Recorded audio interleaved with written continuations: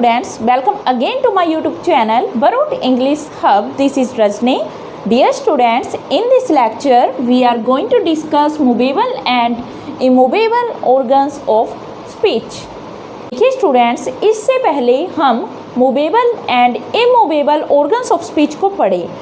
हमें जानना होगा कि ऑर्गन्स ऑफ स्पीच होते क्या है। तो देखिए लास्ट लेक्चर में हमने ये डिस्कस किया था कि ऑर्गन्स ऑफ स्पीच क्या है, यानी कि कौन से हमारी बॉडी के पार्ट होते हैं जो कि स्पीच में यूज किए जाते हैं और वो स्पीच ऑर्गन्स कौन से हैं, वो हमने लास्ट लेक्चर में डिस्कस किया था। और यहाँ पर हम ब्रीफली इनको एक बार समझ लेते हैं। Organs of speech, organs of speech है जो इन्हें हम आर्टिकुलेटर्स भी कहते हैं। ऑर्गन्स ऑफ स्पीच को और क्या कहते हैं? आर्टिकुलेटर्स।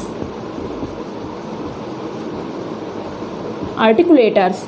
तो देखिए स्टूडेंट्स, आर्टिकुलेटर्स क्या होते हैं? The parts of body that help us in articulation to produce sounds.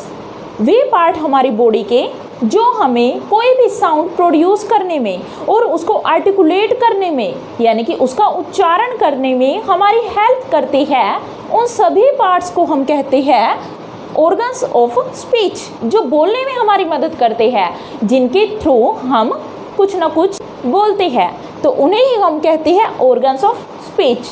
अब देखिए, हम हमारे वेरियस पार्ट्स से कुछ ना कुछ बोलते हैं, तो उन पार्ट्स में कुछ ऐसे पार्ट्स होते हैं जो मूव करते हैं जब हम कुछ बोलते हैं। फॉर एग्जाम्पल, आप मुझे देख रहे हैं कुछ बोलते हुए, तो इन बोलने में मैं किसी न किसी बॉडी पार्ट का यूज कर रही हूँ। तो देखिए यहाँ पर जो मेरे लिप्स है वो थोड़े बहुत आपको हिलते हुए दिखाई दे रहे होंगे, और कई बार देखिए ये अलग अलग शेप्स में भी आपको दिखाई दे रहे होंगे कि कई बार मैं लिप्स को स्प्रेड करती हूँ, कई बार मैं उसको राउंड कर लेती हूँ, कई बार मैं उसको न्यूट्रल कर लेती हूँ। तो इन अलग अलग शेप्स के थ्रू मैं अलग अलग वर्ड को प्रोनाउंस करती हूँ। तो यहाँ देखिए, movable and immovable organs of speech क्या होंगे? वे पार्ट जिनसे हम बोलते हैं, तो बोलते टाइम, स्पीक करते टाइम मूव करते हैं, यानी अपने प्लेस से वो थोड़ा सा इधर उधर हिल जाते हैं, सफल करते हैं, तो उनको हम कहते हैं मूवेबल ऑर्गन्स ऑफ स्पीच। और कुछ ऐसे पार्ट्स जो स्टेबल रहते हैं, अपनी जगह पर स्थिर रहते हैं, उनको हम कहते हैं इमूवेबल ऑर्गन्स ऑफ स्पीच। तो देखिए यहाँ पर movable and immovable organs of speech, way parts जो बोलते टाइम, स्पीकिंग के टाइम मूव करेंगे, अपनी जगह से वो हिलेंगे, और वो किसकी तरफ बढ़ेंगे? वो बढ़ेंगे इमूवेबल ऑर्गन्स की तरफ, यानी कि ऐसे ऑर्गन्स की तरफ जो हिलते नहीं है। तो देखिए यहाँ पर आपको एक बिल्कुल ही इजी एग्जांपल देती हूँ मैं। जो मेरे लिप्स है वो आपको हिलते हुए दिखाई दे रहे हैं, पर जो मेरे टीथ है वो आपको यहाँ पर हिलते हुए नहीं दिखाई दे रहे, वो अपने प्लेस पर स्टेबल है। तो अब देखिए यहाँ पर जो मूव करेंगे, जैसे कि लिप्स, लिप्स क्या करते हैं? जब हम बोलते हैं तो ये हिलते हैं, तो ये क्या है? हमारे मूवेबल ऑर्गन्स ऑफ स्पीच। और कुछ ऐसे पार्ट्स जो हिलते ही नहीं है, जैसे कि मैं बात करती हूँ यहाँ पर टीथ, तो क्या मेरे टीथ हिल रहे हैं? तो बिल्कुल भी नहीं। अगर टीथ हिल गए मेरे, तो देखिए उसको वापस एडजस्ट करना उनके स्थान पर इम्पॉसिबल हो जाएगा। अगर हमें एडजस्ट करना है तो बिल्कुल नकली टीथ हिलाकर मुझे लगाने होंगे। तो देखिए टीथ है जो, ये हमारे इमूवेबल ऑर्गन्स ऑफ स्पीच है, जो अपने स्थान से इधर उधर डगमगाते नहीं है, सफल नहीं करते हैं। देखिए कितनी इजी डेफिनेशन है जो मूव करते हैं पार्ट, जैसे कि मेरी टंग है, मेरे लिप्स है, मेरी सॉफ्ट पैलेट है, यूबुला है, और वोकल कॉर्ड्स है जो हिलते हैं। और जो कुछ ऐसे पार्ट्स जो बिल्कुल अपने ही जगह पर स्थिर है, वो क्या है? हमारे इमूवेबल ऑर्गन्स ऑफ स्पीच। अब देखिए इनको हम अलग अलग पार्ट्स में डिवाइड करके पढ़ेंगे कि कौन से मूवेबल है और कौन से इमूवेबल ऑर्गन्स ऑफ स्पीच है, कौन से आर्टिकुलेटर्स ऐसे हैं जो कि मूवेबल है और जो मूवेबल नहीं है। तो फर्स्ट हम यहाँ पर जो पढ़ेंगे movable organs of speech. Movable organs of speech that move around from their actual resting position while producing sounds. जब हम कोई साउंड प्रोड्यूस करते हैं तो ये अपने रेस्टिंग पोजीशन से, मान लीजिए देखिए मेरी टंग है, जब हम कुछ बोलते नहीं है, कुछ करते नहीं है, टंग का यूज नहीं करते हैं, तब हमारी टंग हमारे माउथ में एक रेस्टिंग पोजीशन में होती है, यानी कि वो हिलती डुलती नहीं है, वो रेस्ट कर रही होती है। और जब ये रेस्ट करने के बाद कुछ ना कुछ इसका बोलने का टाइम आता है तो ये क्या करती है, अपनी जगह पर स्थिर ना रह के, अपनी रेस्टिंग पोजीशन में ना रहकर ये क्या करती है, इधर उधर भागती है, इधर उधर सफल करती है। तो इस तरह से ये क्या है, हमारा मूवेबल ऑर्गन है। अब देखिए सबसे पहला जो यहाँ पर डिस्कस करते हैं हम करते हैं लिप्स को। तो देखिए लिप्स है जो आपको पता है, जब मैं कुछ ना कुछ बोल रही हूँ तो ये मूव कर रही है अपने ओरिजिनल प्लेस से, अपने एक्चुअल प्लेस से ये मूव कर रही है। देखिए मान लीजिए मेरा लोअर लिप है, फिर मैं फ साउंड को प्रोनाउंस करती हूँ, तो देखिए फ साउंड में जो मेरा ये लोअर लिप है ये अपर टीथ के साथ जाकर मिल जाता है, यानी कि ये क्या करता है, अपनी जगह से मूव होकर वो इमूवेबल पार्ट के साथ मिलकर कोई ना कोई साउंड बनाता है। तो इस तरह से ये अलग अलग साउंड को प्रोड्यूस करता है। जब ये अलग अलग जगह पर जाकर टच करता है तो ये अलग अलग साउंड बनाता है। अब देखिए जब ये अलग अलग साउंड बनाता है तो ये वेरियस शेप्स लेता है, डिफरेंट टाइप ऑफ शेप्स लेता है। तो देखिए कैसे शेप्स है वो जो ये बनाता है। देखिए हमारे जो लिप्स है वो 4 शेप्स लेते हैं। तो ये 4 शेप्स कौन सी है, जिनसे हम अलग अलग बाउल्स को, अलग अलग कॉन्सोनेंट को प्रोनाउंस करते हैं। तो देखिए सबसे पहले यहाँ पर आता है हमारा क्लोज लिप स्प्रेडिंग। तो लिप्स देखिए इनकी शेप की बात करें तो 4 शेप्स होती है इनकी। क्लोज लिप स्प्रेडिंग, तो देखिए क्लोज लिप स्प्रेडिंग। अब देखिए स्प्रेड कैसे होता है, जब कुछ फैल जाता है। मान लीजिए मैंने कहा ए ई आई, तो ये मेरे लिप्स है, ये अपनी एक्चुअल पोजीशन में ना रहकर स्प्रेड हो जाते हैं, फैल जाते हैं। ऐसे साउंड्स प्रोड्यूस करते हैं जिनमें हमारे लिप्स स्प्रेड हो जाते हैं, तो उस शेप को हम कहते हैं क्लोज लिप स्प्रेडिंग। यानी कि जब लिप्स कैसे होते हैं, किस पोजीशन में होते हैं, तो यहाँ पर देखिए ऐसी पोजीशन होगी इनकी, ऐसी पोजीशन, तो इनको हम स्प्रेड लिप्स कहते हैं। उसके बाद देखिए न्यूट्रल लिप पोजीशन, जो क्या होते हैं, स्प्रेड भी होंगे और हमारा माउथ भी ओपन होगा, पर वहाँ पर हमारे लिप्स है राउंड नहीं होंगे, गोल नहीं होंगे, तो उसको हम कहते हैं न्यूट्रल लिप पोजीशन। तो कैसी शेप लेंगे ये होंगे न्यूट्रल लिप पोजीशन। मान लीजिए मैंने एक साउंड प्रोनाउंस की, जैसे कि आ, तो आ साउंड है यहाँ पर, इसमें क्या होता है, हमारे लिप्स है जो स्प्रेड भी होते हैं और हमारा माउथ है जो ओपन होता है आ, पर ये राउंड नहीं होता। क्या मैंने ओ कहा, नहीं कहा, मैंने कहा आ।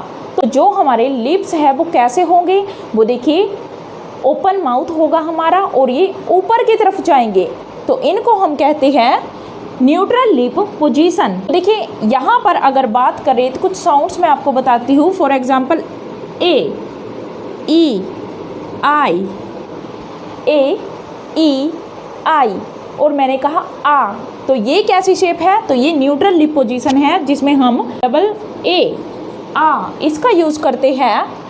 और उसके बाद ओपन लिप राउंडिंग, थर्ड हमारी शेप जो आती है वो होगी open lip rounding. Open lip है, राउंड है, तो देखिए ओपन भी है और लिप्स है जो कैसे पोजीशन में, राउंड पोजीशन में। फॉर एग्जांपल मैंने यहाँ पर बोला ओ, तो ओ साउंड में हमारे लिप्स कैसे होते हैं, वो होते हैं open end rounding. Open end rounding, इन दोनों को जब आप एक साथ यूज करते हैं तो वो हमारे होते हैं ओपन लिप राउंडिंग शेप, जो किस में आती है, ओ में। ओ फॉर एग्जाम्पल शॉप, कोप, तो यहाँ पर हमारे कैसे होते हैं lips, open lip rounding shape में। उसके बाद आता है fourth type close lip rounding. Close भी होंगे लिप और राउंड भी होंगे, यहाँ पर ओपन है पर यहाँ पर क्लोज। फॉर एग्जाम्पल मैंने यहाँ पर एक साउंड को प्रोनाउंस किया, जैसे कि कुक, कुक, तो देखिए मेरे लिप्स है जो ये ओपन नहीं है बल्कि क्या है, क्लोज। ऊ के ऊ साउंड में एक हल्का सा सर्कल बनता है, तो इसको हम कहते हैं क्लोज लिप राउंड, तो इसको हम कहते हैं क्लोज लिप राउंडिंग। तो देखिए यहाँ पर क्या होगा, यू, ऊ साउंड यहाँ पर हम यूज़ करेंगे, जैसे कि जू, कुक। तो इन सब में हम किसका यूज करते हैं, क्लोज लिप राउंडिंग शेप का यूज। तो ये 4 शेप्स हैं जो हमारे लिप्स की बनती है जब हम कोई भी साउंड प्रोड्यूस करते हैं। और ये हमारा कैसा ऑर्गन है, ये है हमारा मूवेबल ऑर्गन, क्योंकि हमारे लिप्स है डिफरेंट टाइप ऑफ शेप्स लेते हैं, तो इस तरह से ये हमारा मूवेबल ऑर्गन है। अब सेकंड आता है हमारा टंग।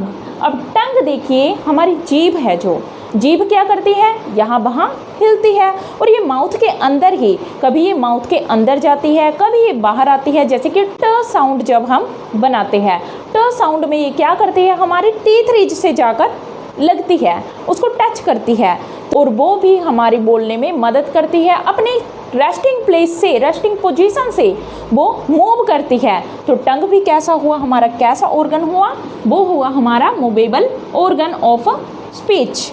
अब देखिए जो ये टंग है, इसके 4 पार्ट्स होते हैं।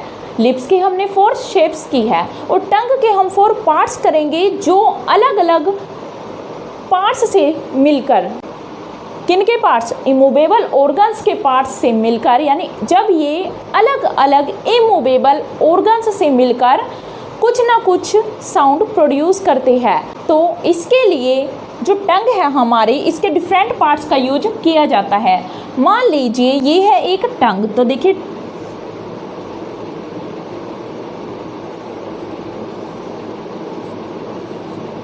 मान लीजिए ये हमारी टंग है, तो इस टंग में जो ये कॉर्नर होता है, बिल्कुल आगे का पार्ट होता है, ये पार्ट होता है, तो इसको हम क्या कहते हैं, इसको हम कहते हैं टिप ऑफ द टंग।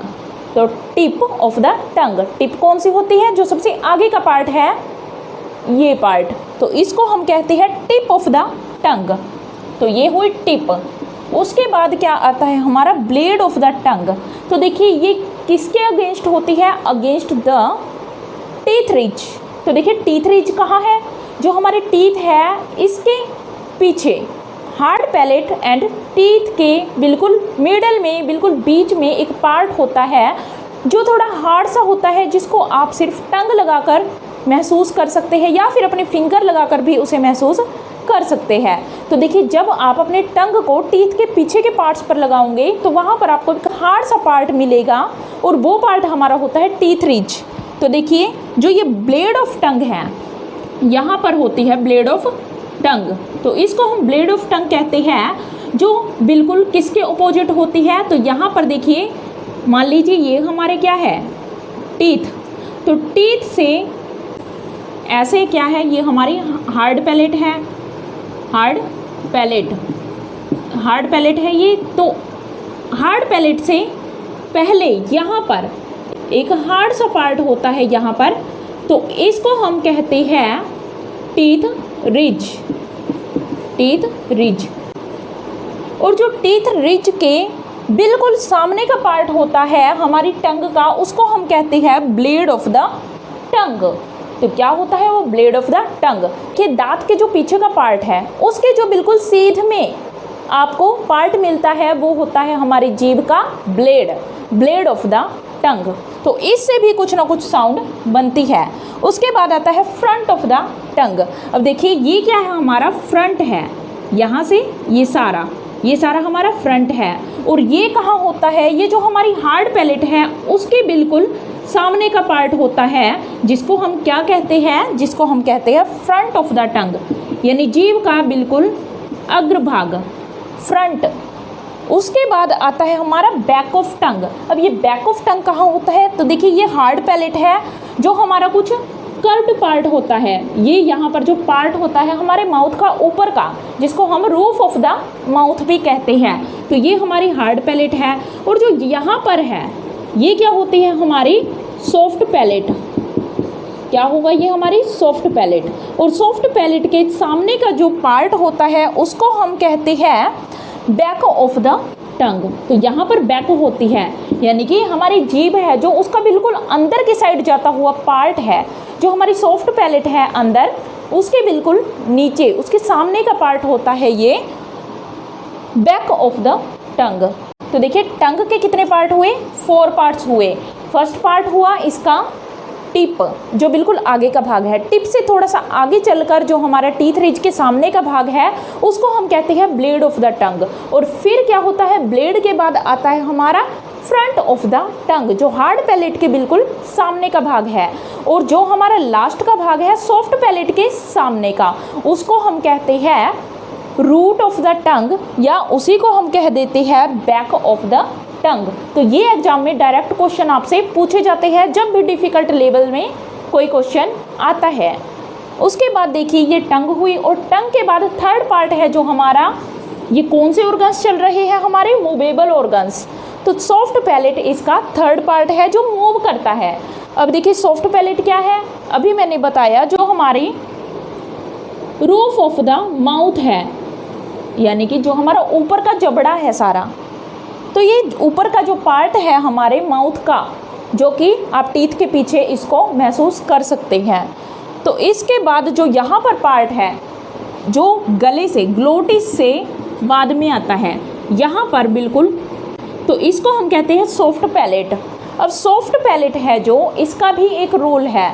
जब ये नीचे झुकी होती है, सॉफ्ट पैलेट जब डाउनवर्ड्स होती है, नीचे रहती है अपने जगह पर, तब क्या होता है, ये हवा को ऊपर जाने के लिए कुछ स्पेस देती है। तो इसलिए कुछ साउंड्स बनती है जिनको हम कहते हैं, हमारी नेजल साउंड्स बनती है, जिसमें आती है म, न एंड इंग। तो सॉफ्ट पैलेट से हमारी नेजल साउंड्स बनती है। उसके बाद हमारा फोर्थ पार्ट आता है यूबुला। अब यूबुला क्या होता है, तो सॉफ्ट पैलेट है जो यहाँ, सॉफ्ट पैलेट यहाँ पर देखिए roof of the mouth, hard palate, soft palate, और इसके बिल्कुल पास में यहाँ पर देखिए एक घंटी लाइक कुछ होता है जो लटका होता है। मैंने आपको लास्ट लेक्चर में भी बताया था, आपने देखा होगा अपने माउथ के अंदर लास्ट में बिल्कुल जब हम पूरा माउथ ओपन करते हैं, मिरर में अगर हम देखते हैं तो आपको एक घंटी से लटकी हुई दिखाई देती है ऐसे डाउनवर्ड्स नीचे की तरफ। तो वो घंटी से होती है, उसका नाम होता है यूबुला। और इसके थ्रू भी कुछ ना कुछ साउंड्स बनती है, जैसे कि हवा डायरेक्ट हमारी बाहर आती है तो ये घंटी ऊपर उठ जाती है और कैसे साउंड बनाती है, ह। तो ह क्या है, जब हम ह बोलते हैं तो हवा है जो एकदम से माउथ से बाहर आती है, तब ये यूबुला है जो ऊपर उठ जाता है, और साउंड जो बाहर आती है जैसे कि ह, ये साउंड हमारी है यूबुला के थ्रू बनती है।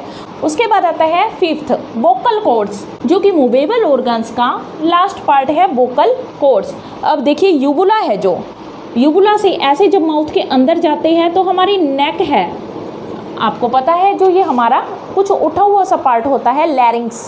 तो लैरिंग्स के पीछे यानी कि इसके अंदर ही क्या होते हैं, हमारे वोकल कॉर्ड्स होते हैं, जिससे हमारी कुछ साउंड्स बनती है जिन्हें हम कहते हैं voiced sounds and voiceless sounds. तो देखिए जब वॉइसलेस साउंड्स होती हैं तो वो कैसे बनती है, जब हमारा वोकल कॉर्ड है जो वो वाइब्रेशन नहीं करता, तब हमारी वॉइसलेस साउंड्स होती है। और जब ये वाइब्रेशन फील होती है हमें कुछ, तो वहाँ पर हमारी वॉइस्ड साउंड्स होती है। तो इस तरह से ये हुए हमारे मूवेबल ऑर्गन्स, जिसमें फर्स्ट है लिप्स, जिसकी हमने कुछ शेप्स भी पढ़ी और किस तरह से हम कोई उच्चारण करते हैं किसी भी साउंड का। सेकंड में हमने स्टडी किया है टंग को, और टंग क्या है, इसके भी 4 पार्ट्स हैं, जिसको हमने अलग अलग से जाना कि कहाँ कहाँ होते हैं ये पार्ट हमारे टंग के। थर्ड हमने जाना सॉफ्ट पैलेट, इसका क्या काम है, नेजल साउंड्स बनती है जो इसका ही कार्य होता है वहाँ पर। उसके बाद आता है यूबुला। यूबुला क्या है, जो हमारी घंटी लटकी होती है जो ऊपर उठ जाती है तो डायरेक्ट हवा बाहर आती है, उससे साउंड बनती है। और फिफ्थ पार्ट है वोकल कॉर्ड्स, जो कई बार क्या करते हैं, वाइब्रेशन करते हैं, और कई बार विदाउट वाइब्रेशन इनमें से हवा निकल जाती है। यानी कि जब ये ओपन होते हैं तो कोई वाइब्रेशन नहीं होती, जब ये थोड़े क्लोज होते हैं, नैरो स्पेस देते हैं, तो वहाँ पर क्या होता है, कुछ वाइब्रेशन होती है जहाँ पर अलग अलग साउंड्स बनते हैं। उसके बाद हम चलते हैं इमूवेबल ऑर्गन्स ऑफ स्पीच पे।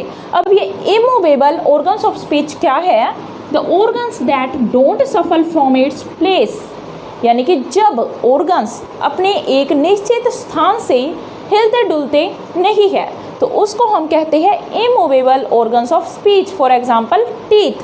टीथ क्या है? हमारा अपने ही जगह पर रहने वाला ऑर्गन है, ये अपनी जगह से हिलता नहीं है, बल्कि जो हमारे ये मूवेबल ऑर्गन्स है ये इनके साथ मिलकर कुछ साउंड्स प्रोड्यूस करते हैं। तो इमूवेबल में हम सबसे फर्स्ट है जो उसको स्टडी करते हैं। तो फर्स्ट देखिए यहाँ पर, अब देखिए इमूवेबल ऑर्गन्स में सबसे पहले जो हमारा ऑर्गन आता है वो होगा टीथ।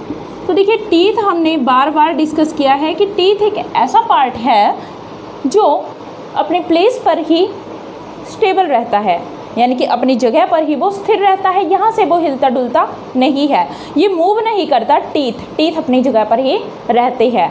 तो देखिए टीथ के साथ जब मूवेबल साउंड्स मिलती है तब कुछ वर्ड्स बनते हैं। इन टीथ को यूज करने के बाद कुछ साउंड्स बनती है, जैसे कि थ, द, व, ये सभी साउंड्स है जो ये टीथ से ही बनती है। तो टीथ कैसा है? जो मूव नहीं करता, अपने स्थान पर रहता है। सेकंड आता है टीथ रिज। जो टीथ के पीछे का पार्ट है उसे हम कहते हैं टीथ रिज, और टीथ रिज का ही दूसरा नाम है एल्वियोलर रिज। टीथ रिज का ही दूसरा नाम क्या है? एल्वियोलर रिज, या फिर हम इसी को कह देते हैं एल्वियोलम। एल्वियोलम। तो देखिए 3 नेम्स है सिर्फ इस सेम पार्ट के, सेम ऑर्गन ऑफ स्पीच के। अब ये टीथ रिज है, इससे भी कुछ ना कुछ साउंड्स बनती है। टीथ रिज कहाँ होती है? जो हमारी टीथ है, टीथ के बिल्कुल पीछे एक आपको हार्ड सा पार्ट दिखता है जिस पर आप कह सकते हो कुछ दाने दाने से होते हैं। तो वो पार्ट क्या होता है? टीथ रिज होता है। जो हमारी हार्ड पैलेट है, यानी कि roof of the mouth, hard palate को कहते हैं हम रूफ ऑफ द माउथ।